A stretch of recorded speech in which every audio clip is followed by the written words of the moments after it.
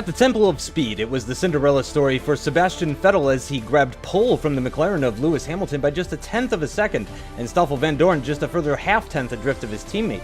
Daniel Ricciardo surprisingly took the other second row position, setting an identical time to his young teammate, but doing it first in Q3, which means Verstappen will have to settle for the third row of the grid alongside Vettel's underperforming teammate Nico Rosberg.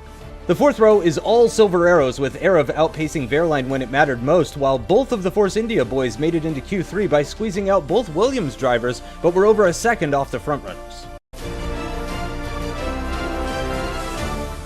What's going, guys? aarava here. Welcome back to my F1 MyDriver career mode, episode number 10 for season 2 today at the Italian Grand Prix. And I need to say, again, thank you very much, guys, for the support on the last episode. Absolutely smashed it. And you guys got really passionate about the last episode in the comments below. So if you haven't seen it, go check it out. It was quite a controversial one, actually, at the British Grand Prix. And a lot of you guys were getting really feisty in the comments about what happened there. And it was great to see that so much of you guys are, like, invested in what happens in this career mode. And also, a few of you were saying that we're sort of, like, kind of mimicking what's happening in real life. Well, I actually recorded the British Grand Prix before the real-life Austrian one, so really, if you think about it, real life's just a fake MyDriver, to be honest. So anyway, let's get on to today's episode. It's quite a crucial one, because obviously, I won't really spoil the results, but after last episode, it's crucial to try and get as many points as we can over Stoffel Vandoorne. Well, that's our objective today. We have to try and beat him. We're in P7, which is not too bad, but obviously, other cars around us have really upgraded, especially Ferrari being on pole position today. You can see it's going to be a two-stop race for us today. Really aggressive. Hopefully, we get a lot of speed on that second set of option tyres.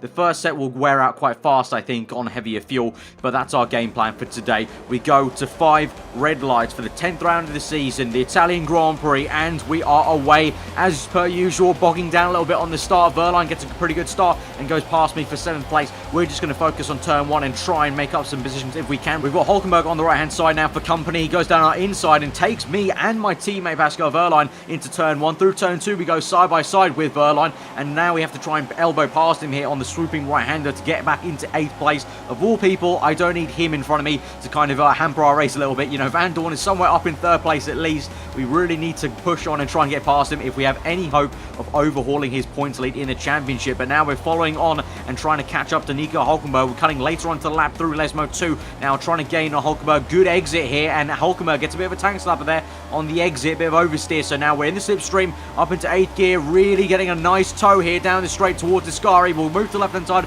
of this circuit. We'll try and outbrake him. Hulkenberg tries to hang around the outside. Fair play to him, but he doesn't make it work. He actually loses the back end quite badly, and you can see there the gap now that we've got behind us. So really got it wrong there, Nico did, and Wehrlein was able to capitalise that, and he's now up into 8th place. So we cut later on to lap 3 now. We're pushing on, trying to catch up to this little pack up ahead of Rosberg and the 2 Red Bulls, I believe, or Hamilton actually. Red Bull and Hamilton. Verstappen trying to fight Hamilton there, nearly tried to make a move down the inside. You can see there we were in rich mix. We've now put it down to standard as we're behind all these cars. Bit of dirty air, don't want to waste the rich mix basically, but we're right up Rosberg's gearbox here, and I want to take it cautious obviously after what happened in the last round. I'm just a little bit wary of what Nico Rosberg is capable of and what he can do to my race. So I'm taking a little bit cautious here into Ascari. It looks like Verstappen's going to try and make a move down the inside of Hamilton. They go side by side. They make contact. Rosberg slows down. We all slow down. Oh my god. Rosberg has a bit of an opposite lock moment in the middle of Ascari there, and we just about avoid it and brake a little bit to kind of stop ourselves slamming into the back of him.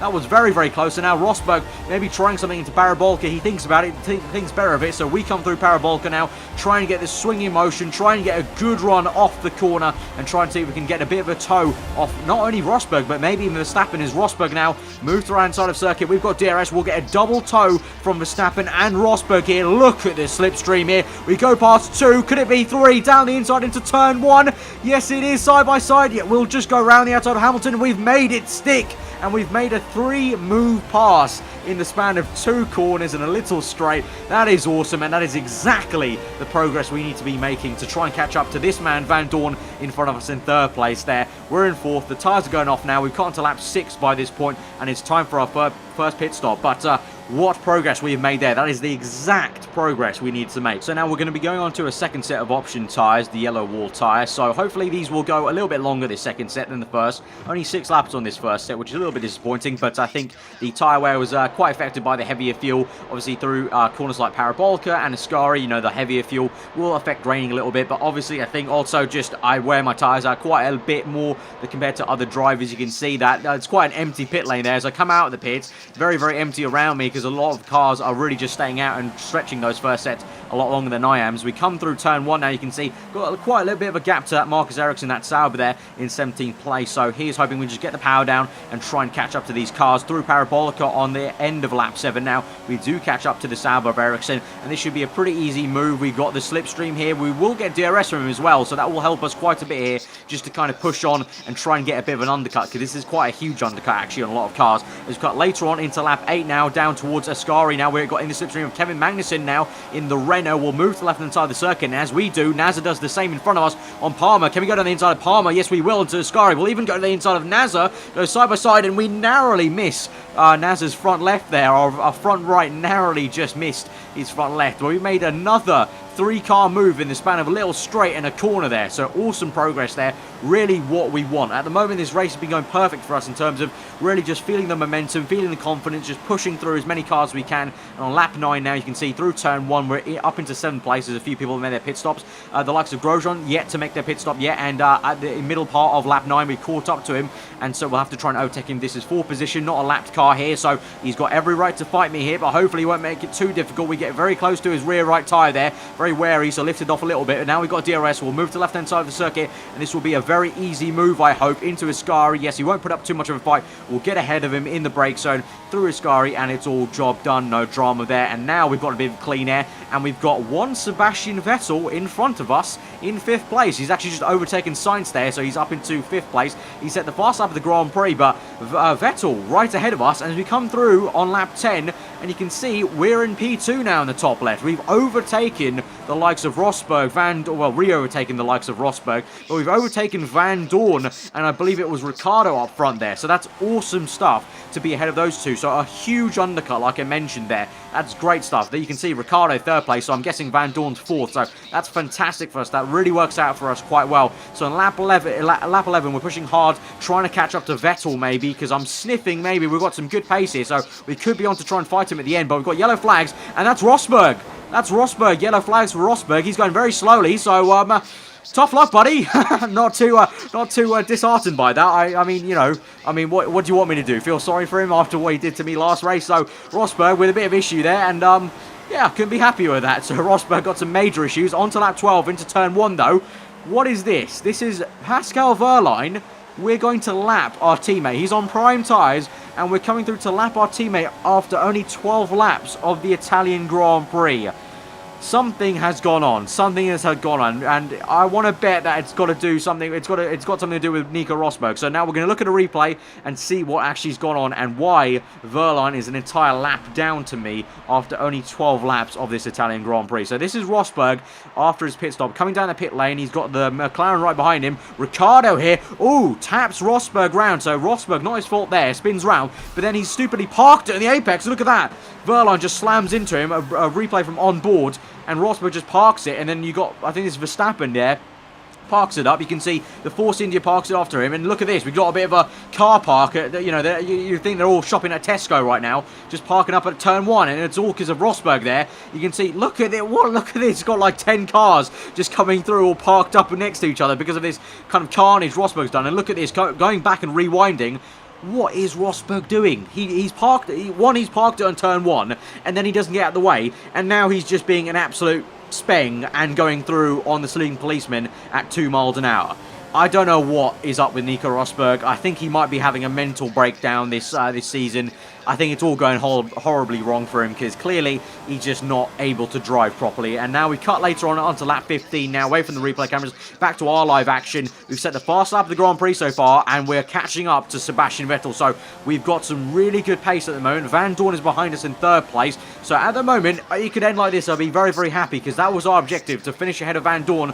But at the moment, I can sniff that Vettel is very, very close. He's only a few seconds up the road, so we have got this. We can take the fight to him. time. So right now on lap 16, we're coming to the pits right now. We're in first place at the moment because obviously Vettel pits before us, so he'll get an undercut on us a little bit, but hopefully it won't be too much because we did have quite good pace on the option tyres. We'll now come in for our final pit stop, which will be the prime tyres, the white wall tyre. And yeah, Vettel will come through for first place, obviously, but he's only going to be a few seconds ahead of us. So he's right there for the taking. I can smell that victory. So let's try as hard as we can to try and push on. If we can get 25 points to Van Dorn's 15 instead of 18 to 15, that'll be great, because that'll be, that'll be 10 points in the bag compared to 3 only on Van Dorn. I believe Van Dorn has a good, like, I think 12 plus points on us. I can't exactly remember what the championship table looked like completely, but it would be obviously a lot better if we could get 10 points over Van Dorn compared to 3. And on lap 18 right now, into rich mix right now, we've got fuel to burn, so we'll push as hard as we can on these prime tyres. And remember, we've got a bit of a tyre advantage on Vettel because we went a little bit longer in the second stint on the option tyres, so we should be good for the end of the race. But now we come to lap 18, yellow flags, it's Rosberg! Rosberg, what on earth are you doing, mate? He's being an absolute prat in between Lesmo 1 and 2. Swerving around, narrowly had to miss him there on the right hand side. Thank God I didn't go to the left there. Had to kind of break and think about that, but yellow flags on lap 18, so that couldn't have been for the previous incident we just looked at with Rosberg, so that must be for another incident. So Rosberg's got into another crash.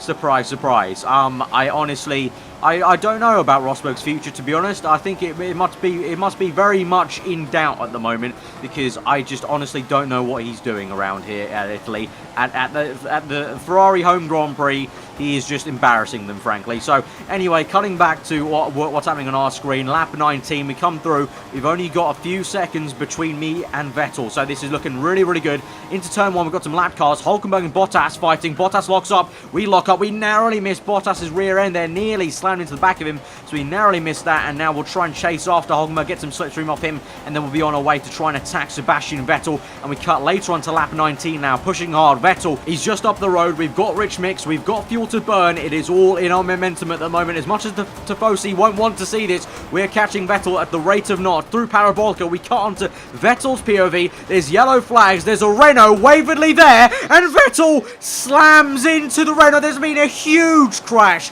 The Renault spins into the pit wall. Vettel out of the Italian Grand Prix. We've just got into first. Crazy, crazy scenes at the Italian Grand Prix. We have just gone to first and just witnessed an almighty crash in front of us. That saw the Renault doing multiple 360 spins, Vettel crashing out on the left-hand side, and we've just inherited first place at the Italian Grand Prix. Oh my God.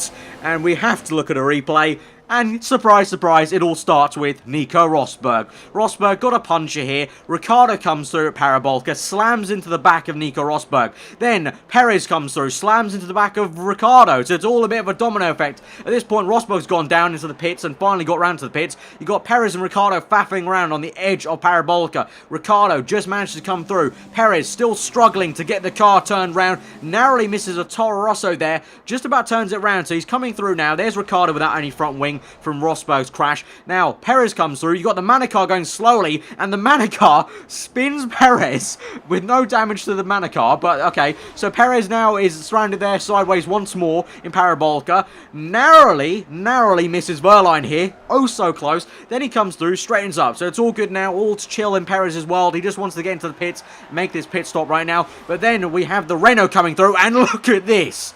A spectacular spin there by the Force India. Renault doing multiple spins right now, and look at this freeze frame. That's Vettel there at the bottom of your screen, coming through at the end of Parabolka, and he comes through the Renault. This is the Renault spinning from the Force India, and we don't have any footage from Vettel because unfortunately, because the replay camera cuts out when he retires, so this is the latest picture I can get you guys. This is the snapshot of Vettel crashing out the Grand Prix. He's lost his entire right front rear kind of hub, and on the left, the complete wheels come off the car. Just absolute crazy scenes here. And that means on lap 27, we can coast in lean mix, come through. We've got so much time to Van Dorn, and we'll come through for our second win of the season. Second win for Mercedes. It's the win at the Italian Grand Prix. That is just crazy stuff. Unbelievable.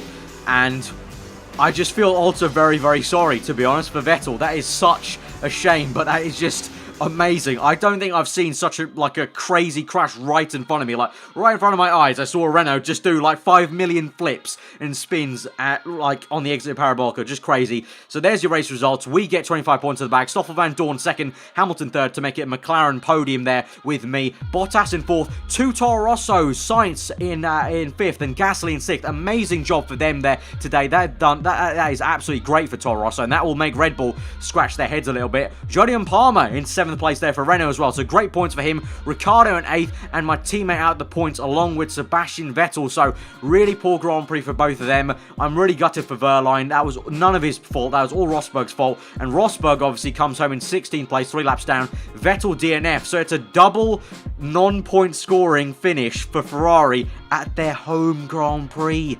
That is... well, that is very embarrassing. That is very bad for them. There's gonna be some backlash in the press, I can tell you that much. So that has been a crazy Italian Grand Prix, guys. If you have enjoyed it, smash that like button. Let me know what you thought in the comments below. If you're new around here, do subscribe for weekly Formula content. I'll leave you with my post-race interview, but I've been over. Home to the rest of your day, and I will see you guys next time. Well done on your second win of the season. You must be pretty happy with how everything went today. Such a difference in fortune to the last race. Yeah, absolutely thrilled. Like, I'm just a bit speechless at the moment, to be honest. Such a different race to last weekend, and I was so down last weekend and didn't really think it was gonna, didn't think it was gonna work out this weekend, and we just popped up here, and I didn't expect to be, I didn't expect to be able to relax that much on the last stint, be able to put the engine down to a lower standard mix and just coast to the end, soak up the win. As you said, second win of this season only, so I really did want to soak it in because it's been a lot tougher to win the races this season. So it was just absolutely great to be able to drive around Monza and just soak up the atmosphere. Obviously, the fans maybe aren't too thrilled seeing their guy crash out, towards the end of the race, but yeah, obviously for me it's just absolutely crazy. Like, I can't really put it into words, really. That was just, yeah, we were hoping for something to go our way finally, and it really did this weekend. You were catching Sebastian very quickly at the end. Do you think you would have gotten him anyway if he didn't have that crash with the Renault? Yeah, I honestly think we could have definitely caught him and had a battle at least. I mean, it's hard to say if we would have overtaken him because the Ferraris were very quick this weekend. So, but we were catching them at a rate of knots, and we definitely would have got within DRS. And the car was pretty good in the race. I felt before, in DRS in some slipstreams. So it would have been very close. I think we would have had a nice battle. It's just a shame that obviously he crashed out. I mean, I say a shame. I'm not really that down about it. So yeah, I think we would have at least had a battle, and it would have been quite close, I think. Yeah. And I know it's been a very big topic this season, especially for you. You've been very outspoken about this. What did you make of the driving standards and safety out there today? Yeah, it was a little bit of a war zone out there today. I was talking to Pascal just a little bit earlier before we got into the pen, and yeah, he seemed like he just had the worst race possible, really, and got caught up in so many incidents. And I'm thankful that I was able to keep my nose out of it and didn't really see much of it. But yeah, for sure, I think Nico again. I mean, obviously last race was last race, but again this weekend you see what he nearly.